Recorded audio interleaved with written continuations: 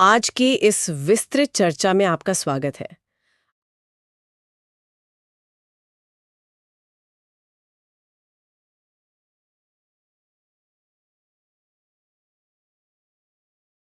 एडुटेरिया के 2024-25 के राष्ट्रीय और अंतर्राष्ट्रीय नियुक्तियों के डेटा का विश्लेषण करने जा रहे हैं।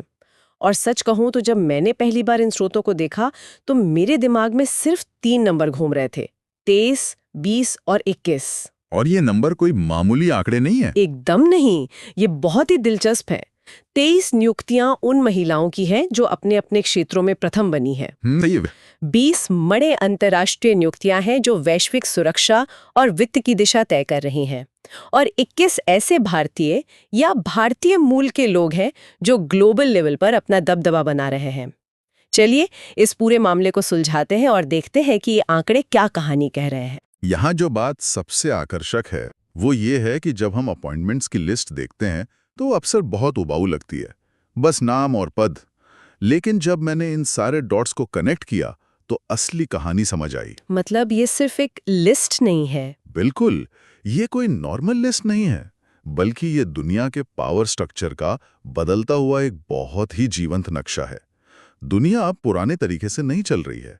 नेतृत्व अब भौगोलिक और सबसे अहम बात जेंडर की सीमाओं को तोड़ रहा है। और इस बात का सबसे बड़ा सबूत राजनीति में महिलाओं की उन प्रथम नियुक्तियों से मिलता है जिन पर सदियों से पुरुषों का कब्जा था। हम मेक्सिको का ही उदाहरण लेते हैं, जहां क्लाउडिया शीनबम पहली महिला राष्ट्रपति बनी है। मेक्सिको में एक बहुत मजबूत माचो संस्कृति रही है, तो वहाँ एक महिला का देश का नेतृत्व करना एक बहुत बड़ा वैचारिक बदलाव है। हाँ, एकदम। और इसी तरह नामीबिया में नटुम्बो नंदीदत्वा और सूरीनाम में जेनिफर साइमन भी पहली महिला राष्ट्रपति बनी है। और ये बदलाव सिर्फ राष्ट्रीय अध्यक्षों तक सीमित नहीं है। अगर हम पाकिस्तान के पंजाब प्रांत को देखें, जो कि वहाँ की राजनीति का सबसे बड़ा पावर सेंटर है।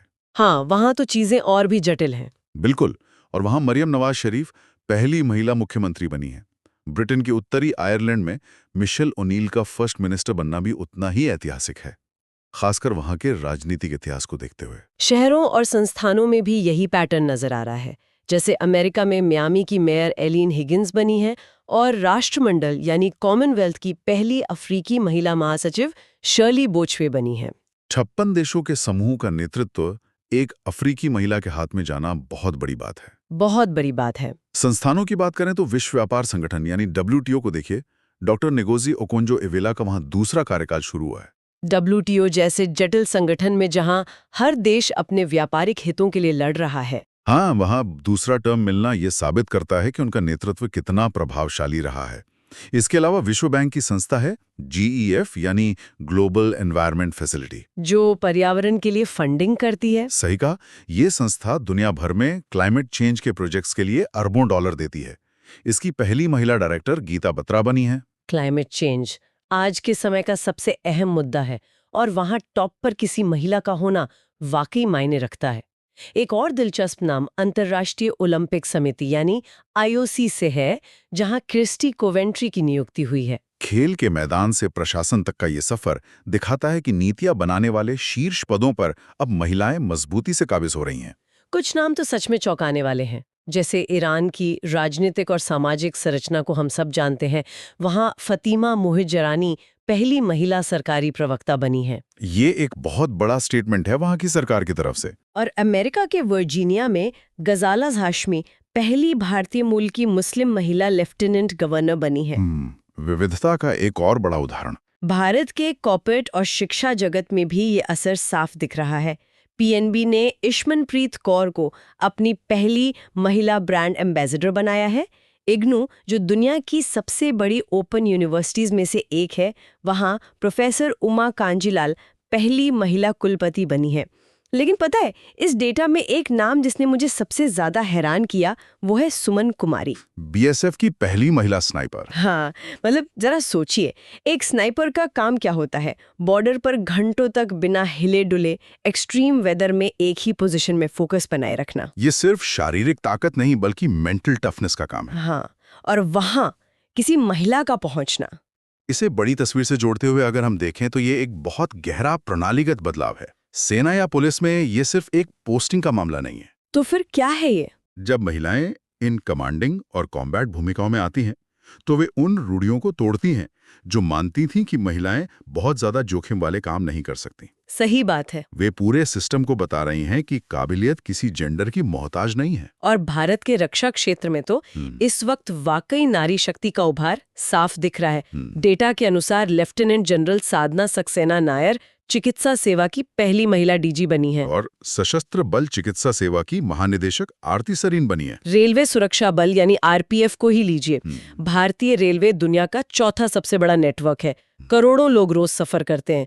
इतने बड़े नेटवर्क की सुरक्षा की महानिदेशक अब सोनाली मित्रा हैं। और महाराष्ट्र पुलिस की पहली महिला डीजीपी रश्मि शुक्ला बनी है। महाराष्ट्र जैसे राज्य में जहां मुंबई जैसा शहर है, वहां की कानून व्यवस्था की कमान एक महिला के हाथ में है।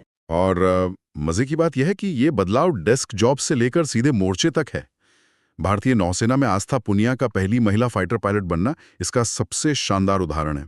फाइटर जेट उड़ाना, वो भी समुंदर के बीच एक शिप पर लैंड करना। हाँ, यह हमेशा से एक बॉयज क्लब माना जाता था। अब वो बैरियर टूट गया है। एक और बहुत ही प्रभावशाली नियुक्ति वलित्री सोलंकी की है, जो राष्ट्रपति की पहली महिला एडीसी नियुक्त हुई है। Exactly. राष्ट्रपति का एडीसी होना कोई आम बात नहीं है। ये सैन्य सम्मान और प्रोटोकॉल का बहुत अहम हिस्सा है। जब टीवी पर कोई युवा लड़की भारत के राष्ट्रपति के ठीक पीछे एक महिला सैन्य अधिकारी को पूरे सम्मान के साथ खड़े देखती है, तो उसका जो मनोवैज्ञानिक प्रभाव पड़ता है वो बहुत गहरा होता है। मतलब ये सिर्फ एक जॉब नहीं है, ये एक रोल मॉडल तैयार करना है। बिल्कुल, ये बात आपने बहुत पते की कही। और रोल मॉडल तो शिक्षा से भी बनते हैं।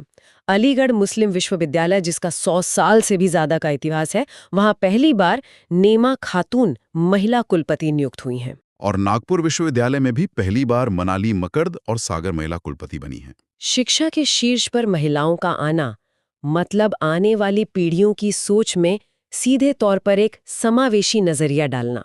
क्योंकि विश्वविद्यालय केवल डिग्रियां नहीं बांटते, वे समाज के विचार गढ़ते हैं। जब नेतृत्व बदलता है तो कैंपस का माहौल और नीतियां भी बदलती हैं। यहाँ बात वाकई बहुत दिलचस्प हो जाती है जब हम दुनिया की सबसे बड़ी कूटनीतिक और सुरक्षा संस्थाओं की ओर देखते हैं। स्रोत बताता है कि वैश्विक सुरक्षा और न्याय का भी एक नया दौर शुरू हो रहा है। नाटो, जो कि दुनिया का सबसे बड़ा सैन्य गठबंधन है, उसके नए महासचिव मार्क रूटे बने हैं। आज के समय में जब यूरोप में इतना तनाव है, नाटो का नेतृत्व बहुत क्रिटिकल है। और ब्रिटेन की नई गृह सचिव शबाना महमूद बनी है। ब्रिटेन की आंतरिक सुरक्षा का जिम्मा अब उनके पास है। इसके अलावा स्रोत में एक और बहुत ही दिलचस्प नियुक्ति का विवरण है जो धर्म और आस्था से जुड़ा है। हाँ, पोप लियो 14वें वाली नियुक्ति दुनिया भर के करोड़ों लोगों के लिए ये एक बहुत बड़ा बदलाव है। और हमारे पड़ोस में पाकिस्तान के chief of defence force field marshal Asim Munir बने हैं। ये सब बता रहा है कि वैश्विक कूटनीति और सत्ता के चेहरे बदल रहे हैं। अगर हम वैश्विक कूटनीति की बात करें तो जर्मनी की पूर्व विदेश मंत्री एनालिना बेरबोक का नाम आता है। और यूनेस्को के महानिदेशक खालिद अल एनानी बने हैं। यूनेस्को वो संस्था है जो पूरी दुनिया की शिक्षा, संस्कृति और धरोहरों को सहेजने का काम करती है। एक और शानदार नियुक्ति राष्ट्रमंडल युवा शांति राजदूत के रूप में सुकन्या सोनेवाल की है। मतलब दुनिया अब समझ रही है कि शांति केवल बंद कमरों में बैठे कूटनीतिज्ञ नहीं ला सकते। इसमें युवाओं की भागीदारी जरूरी है। कूटनीति के साथ साथ जरा दुनिया की अर्थव्यवस्था चलाने वाली संस्थाओं को देखते हैं। आईएमएफ की प्रबंध निदेशक क्रिस्टालिना जॉर्जिवा हैं और उनके साथ प्रथम डिप्टी एमडी डैनियल कैट्स नियुक्त हुए हैं। और एक बहुत ही अहम बदलाव है ब्रिक्स बैंक के अध्यक्ष डिल्मा रूसेफ की नियुक्ति। ब्रिक्स बैंक, जिसे न्यू डेवलपमेंट बैंक भी कहते हैं, अब पश्चिमी देशों के वर्ल्ड बैंक और आईएमएफ का एक बहुत मजबूत विकल्प बन रहा है। वहां डिल्मा रूसेफ जैसी अनुभवी नेता का होना एक बड़ा रणनीतिक कदम है। वहीं एशियाई विकास बैंक यानी एडीबी के 11वें अध्यक्ष जापान के मसातो कांडा बने हैं। और जहां फाइनेंस है, वहां न्याय और स्वास्थ्य प्रणालियों का मजबूत होना भी जरूरी है। नेपाल के मुख्य न्यायाधीश प्रकाश मान सिंह राउत बने हैं। एक और बहुत ही क्रिटिकल रोल है आईसीसी की एंटी करप्शन यूनिट के अध्यक्ष सुमति धर्मवर्धन का। आज क्रिकेट में जितना पैसा है उसे भ्रष्टाचार से बचाना एक बहुत बड़ा चैलेंज है। इसके अलावा विश्व स्वास्थ्य संगठन यानी WHO के डॉक्टर टेड्रोस घेब्रेयेसस की भूमिका भी है। बिल्कुल, कोविड की बात से तो WHO का रोल बहुत ही ज्यादा सेंसिटिव हो गया है। अब आते हैं उस डेटा पर जिसे देखकर सबसे ज्यादा मजा आया। जब हम वैश्विक व्यापार, कानून और खेल जगत को देखते हैं तो विश्व पटल पर भारत और भारतीयों की बढ़ती छाप बहुत साफ दिखाई देती है। तकनीक की बात करें तो नासा ने डेविड साल्वागिनी को अपना पहला एआई अधिकारी नियुक्त किया है। और यूनिसेफ प्रमुख कैथरीन रसेल बनी है। लेकिन जहां भारत का वर्चस्व सबसे ज्यादा गूंज रहा है वो है खेल जगत। खेल की दुनिया में तो बहुत बड़े बदलाव हुए हैं। एशियाई क्रिकेट परिषद के मोहसिन नकवी, अंतर्राष्ट्रीय हॉकी फेडरेशन के मोहम्मद तैयब इकराम और अंतर्राष्ट्रीय पैरालंपिक समिति के अध्यक्ष एंड्रू पार्सन्स बने हैं। लेकिन क्रिकेट में तो स्थिति बिल्कुल अलग ही स्तर पर है। हाँ, आईसीसी के नए सीईओ संजोग गुप्ता बने हैं और सबसे बड़ी खबर ये है कि जय शाह आईसीसी के सबसे कम उम्र के अध्यक्ष बन गए हैं। एक समय था जब क्रिकेट का असली पावर सेंटर इंग्लैंड या ऑस्ट्रेलिया में होता था। लेकिन अब ये पूरी तरह से शिफ्ट हो गया है। इसके साथ ही एशियाई ओलंपिक परिषद के अध्यक्ष राजा रणधीर सिंह बने हैं। और ये दबदबा केवल खेलों तक सीमित नहीं है। अगर हम कॉर्पोरेट की बात करें, क्या आपको OSCA के बारे में पता है? ऑटोमोबाइल से जुड़ी संस्था है ना? हाँ, ये दुनिया भर के मोटर निर्माताओं का एक वैश्विक संगठन है, जिसे आप ऑटो इंडस्ट्री का संयुक्त राष्ट्र भी कह सकते हैं। इसके इतिहास में पहली बार किसी भारतीय को अध्यक्ष बनाया गया है, टाटा मोटर्स के MD शैलेश चंद्रा। ये दिखाता है कि ग्लोबल मैन्युफैक्चरिंग में भारत की आवाज अब कितनी अहम हो गई है।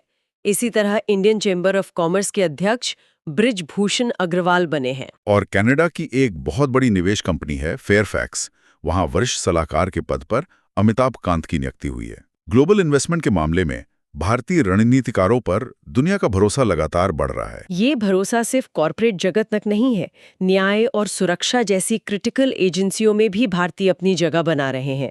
अमेरिका की सबसे बड़ी जांच एजेंसी FBI के निदेशक पद पर काश पटेल की नियुक्ति हुई है। सोचिए, हॉलीवुड फिल्मों में हम हमेशा FBI के टॉप बॉस को देखते आए हैं। और दुनिया की सबसे पावरफुल और सीक्रेट एजेंसी का नेतृत्व अब एक भारतीय मूल का व्यक्ति कर रहा है। ये सच में बहुत बड़ी बात है। इसके अलावा संयुक्त राष्ट्र के आंतरिक न्याय परिषद के अध्यक्ष मदन वी लोकुर बने हैं। चिकित्सा क्षेत्र में देखें तो अमेरिकन मेडिकल एसोसिएशन ने अपने इतिहास में पहली बार किसी भारतीय मूल के डॉक्टर श्रीनिवास मुकामला को अध्यक्ष चुना है। UN मादक पदार्थ नियंत्रण आयोग के अध्यक्ष रघु कुमारन बने हैं और एसोचैम के महासचिव मनीष सिंगल बने हैं। कूटनीति की दुनिया में भी भारत की बड़ी जीत हुई है। न्यूयॉर्क में UN में भारत के स्थायी प्रतिनिधि पर्वनैनी हरीश नियुक्त हुए हैं और निरस्त्रीकरण पर UN सम्मेलन में भारत के स्थायी प्रतिनिधि चरणजीत सिंह बने हैं। इन सब में एक बहुत ही दिलचस्प पहलू सांस्कृतिक प्रभाव का है। वो कैसे? देखिए, जब भारतीय मूल के लोग इन वैश्विक मंचों पर पहुंचते हैं तो वे अपनी सांस्कृतिक पहचान भी साथ लेकर जाते हैं। ब्रिटेन की रॉयल नेवी को ही लीजिए, वहां पहली बार एक हिंदू धर्मगुरु भानु अत्री की नियुक्ति हुई है। और इंग्लैंड और वेल्स की सबसे कम उम्र की सोलिसिटर कृपिणी मेश्राम बनी है। कनाडा की राजनीति का ऐतिहासिक क्षण देखिए, जब अनीता आनंद वहां की विदेश मंत्री बनी। वे इस पद पर पहुंचने वाली पहली हिंदू महिला हैं। और खाड़ी देशों के साथ भारत के रिश्ते कितने अहम हैं, ये हम जानते ही हैं। UAE में भारत के राजदूत के रूप में दीपक मित्तल की नियुक्ति भी इसी दिशा में एक बड़ा कदम है।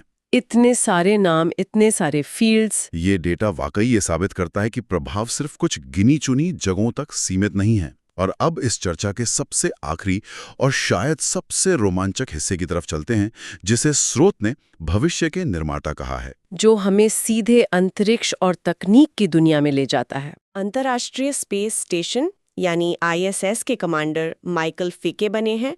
ऊर्जा के भविष्य के लिए अंतर्राष्ट्रीय सौर गठबंधन के महानिदेशक आशीष खन्ना नियुक्त हुए हैं। और सबसे ज्यादा ध्यान खींचने वाला नाम है श्रीराम कृष्णन का, जो व्हाइट हाउस में AI के लिए वरिष्ठ नीति सलाहकार बने हैं। तो इस सब का मतलब क्या है? इन सारे डॉट्स को अगर हम एक साथ देखें तो क्या तस्वीर उभरती है? अगर हम इन सभी नियुक्तियों का सार निकालें तो एक बात एकदम साफ है, 2024-25 का ये डेटा कोई रूटीन ट्रांसफर या पोस्टिंग का डेटा नहीं है। तो ये क्या है? ये इस बात का सॉलिड प्रूफ है कि दुनिया बहुध्रुवीय हो चुकी है।